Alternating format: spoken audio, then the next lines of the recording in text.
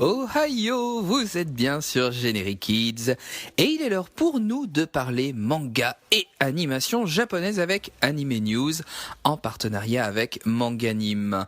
Comme d'habitude, cette Anime News a été concoctée à 4 mains, 2 cerveaux. Voici tout de suite nos zooms, nos news et nos chroniques.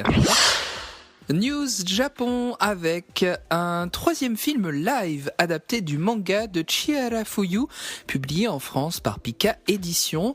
Il vient d'être confirmé par le réalisateur et celui-ci annonce que l'histoire prendra place 2 ans après les événements des précédents films, que le triangle amoureux Chihaya, Taichi et Arata sera mis en lumière et que la rivalité Chihaya versus la Queen, Shinobu devrait toucher à sa fin. Ensuite, c'est le manga de Area 51, publié en France par Casterman, qui trouvera sa conclusion avec la sortie de son 15e tome, comme précisé dans le 14e, qui vient de paraître au Japon. Enfin, concernant les news venues du Japon, Akimine Kamijo, auteur de Samurai Deeper Kyo, va débuter une nouvelle série adaptant les histoires courtes de Ranpo Edogawa. Intitulée Kobayashi Shonen to Futei no Kaijin, cette série fera donc suite à la sortie du one-shot inspiré de l'histoire de Ranpo Edogawa, d'Isaka no Satujin Jiken. Et du côté de la France alors, 4 nouvelles licences ont été annoncées cette semaine. On commence avec Saka et un manga mêlant fantasy et gastronomie. Gloutons et Dragons, c'est son titre, vous entraînera dans une quête fantastique du repas ultime cuisiné à partir de monstres dès le 19 mai chez Saka. Du côté de Pika Éditions, on préfère se pencher sur une nouvelle série courte en 5 tomes, Dystopiary. Découvrez dès le 5 avril dans Dystopiary l'univers fantastique de ce nouveau titre proche de celui d'un jeu vidéo où les personnages devront se lancer dans un combat contre le 23e roi du mal. Les éditions Taifu Comics viennent d'annoncer quant à elles l'arrivée d'un second titre de Norikazu Akira en France. Après Beast and Fist qui sortira jeudi, c'est le titre Spicy et Sugary qui paraîtra le 23 mars. Ce one-shot n'est autre qu'un spin-off de Beast and Fist qui vous proposera une romance adulte dotée d'une touche d'enquête policière. Retour d'un auteur phare en France avec le titre Fire Force à découvrir aux éditions Kana dès le 19 mai. Ce shonen est signé Atsushi Okubo, auteur du célèbre manga Soul Eater publié en France par Kurokawa. Au programme, humour, action et tranche de vie pour une série fantastique abordant le thème des pompiers. Dernière news manga, les éditions Komiku sont heureuses d'offrir aux acquéreurs du tome 1 de L'Enfant et le Maudit et d'un tome de The Ancient Manus Bright un shikishi exclusif pour le public français à l'effigie des personnages de ce dernier titre. Il est l'heure des chroniques manga et c'est l'ascension avec le 17e tome, c'est l'avant-dernier de Vertical, un manga que je vous conseille de tout cœur. Si vous ne l'avez pas découvert, précipitez-vous sur les 17 premiers tomes, il y en aura 18 au total. Climb On, c'est donc ce 17e tome qui est sorti le 15 février et voici ce que répète tout le temps notre héros Sanpo. Tu as été courageux. Il va secourir n'importe qui en haute montagne. Et ces mots sont un réconfort. Ces mots sont positifs. Ce sont des mots d'espoir. Et c'est des mots qu'il transmet à ceux qui l'aident. Ce manga va vous faire aimer l'escalade et va vous faire aimer la montagne et les hauts sommets. Cet avant-dernier volume, le 17e donc, est dédié à l'Everest. Et Sanpo, pour cette ascension, a choisi le Lhotse. Shinichi Ishizuka, le brillant auteur de ce manga, est un fin connaisseur des montagnes, ce qui apporte à son œuvre une finesse et une justesse technique hors pair. L'enthousiasme de son personnage, Sanpo, est toujours aussi positif et communicatif et ça fait du bien. Le graphisme de ce manga, tant dans les décors que dans les personnages, est un pur bijou. Vertical, avec son héros généreux, ses plans somptueux et ses vues magnifiques, est un manga qui rend grâce à la nature et à l'humanité. Dans un tout autre style, c'est Devtopia qui sort chez Soleil Manga le 22 février. Yoshinobu Yamada est l'auteur de Cage of Eden. Il signe avec Devtopia un thriller policier dans lequel Kō, un jeune garçon de 19 ans, a l'étrange faculté de percevoir ceux qui ont quelque chose en plus.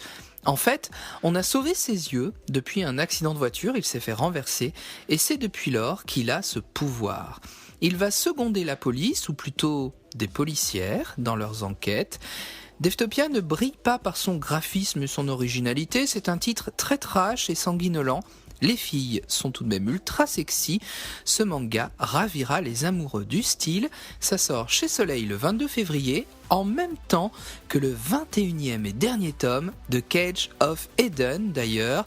Et je vous conseille ce dernier pour son dénouement extraordinaire.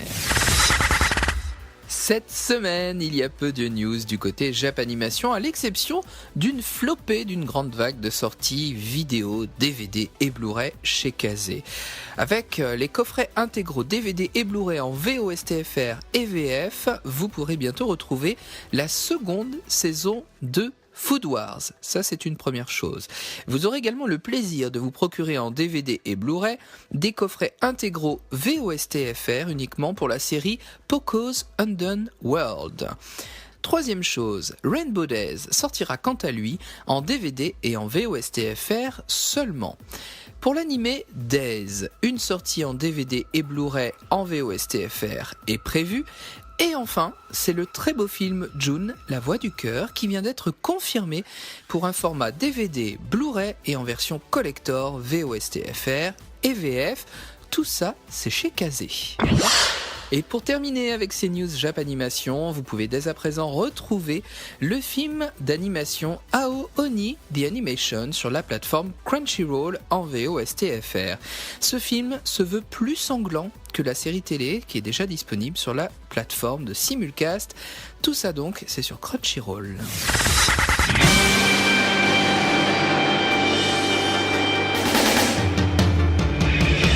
Et je termine cette Anime News avec un festival que je vous conseille de tout cœur si vous êtes du côté de Tours ou si vous n'êtes pas très loin. C'est accessible en TGV pour pas mal de grandes villes aux alentours. Ce festival, c'est Japan Tour Festival. Il se tiendra les 24, 25 et 26 février au Centre international des congrès de Tours. Alors, des invités, des activités, des expositions. Une exposition d'ailleurs très remarquable qui a débuté le 31 janvier. Elle est en dehors du festival, elle se déroule dans ce cadre, mais elle est tenue, cette exposition, à la médiathèque François Mitterrand à Tours-Nord. Elle a donc ouvert ses portes le 31 janvier, je vous l'ai dit. C'est une exposition exceptionnelle pour fêter les 100 ans de l'animation japonaise. Et cette exposition se tiendra donc jusqu'au 25 février.